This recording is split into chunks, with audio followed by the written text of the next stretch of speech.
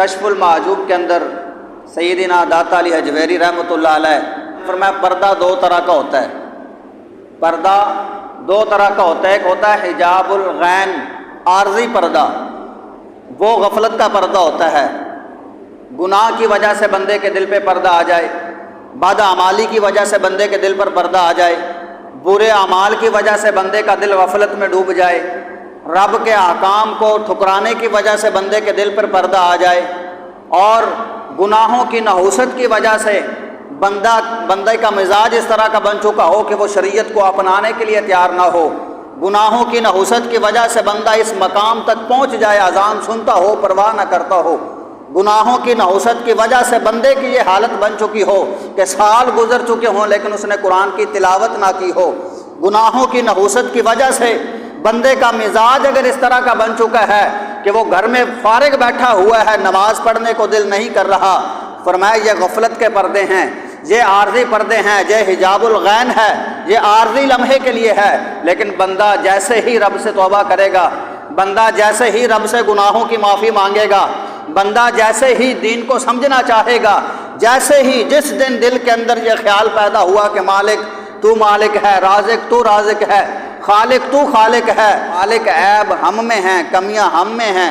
گناہوں کی وجہ سے ہم اس نحوست میں ڈوبے ہوئے ہیں، جس دن بندہ اپنے رب سے معافی مانگتا ہے، جس دن بندہ گناہ پر شرمندہ ہو کر توبہ کر لیتا ہے تو رب تبارک و تعالیٰ اس کے دل کو صاف کر دیتا ہے، سارے حجابات سارے پردے اٹھا دیتا ہے، بندے کا دل پھر روشن ہو جاتا ہے، بندے کا دل پھر منور ہو جاتا ہے۔ پھر بندے کو تکلیف ہوتی ہے اگر نماز ضائع ہو، پھر بندے کو تکلیف ہوتی ہے کہ اس نے آج قرآن کی تلاوت نہیں کی، پھر بندے کو گناہ پر شرمندگی ہوتی ہے کہ میں گناہ کر رہا ہوں، رب کی بارگاہ میں جواب دینا ہے،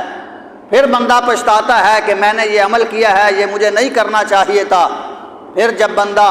کسی کا حق کھاتا ہے تو احساس ہوتا ہے کہ یہ میں غلط کر رہا ہوں، بندہ گناہوں پر شرمندہ ہوا، بندے نے اپنے مالک کو راضی کر لیا، بندے نے رب کو راضی کر لیا، رب اس کے دل کو صاف کر دے گا، رب اس کے دل کو گناہوں کی نحوست سے پاک کر دے گا۔ پھر اگر اس کی نماز قضا ہوگی تو اس کو پچھتاوا ہوگا کہ آج میری فجر کی نماز رہتی ہے،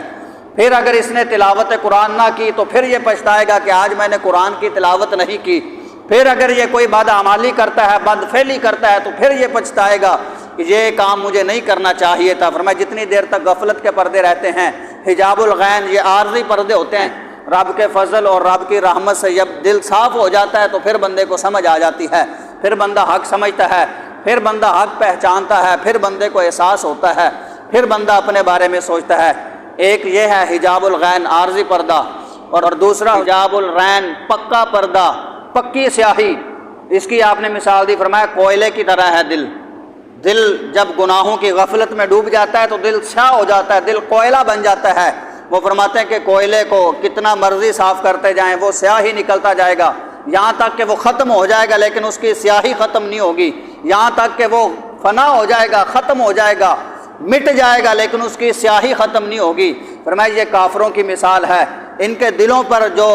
کافر جو ہیں، ابو جہل ہے، لہب ہے، عتبہ ہے،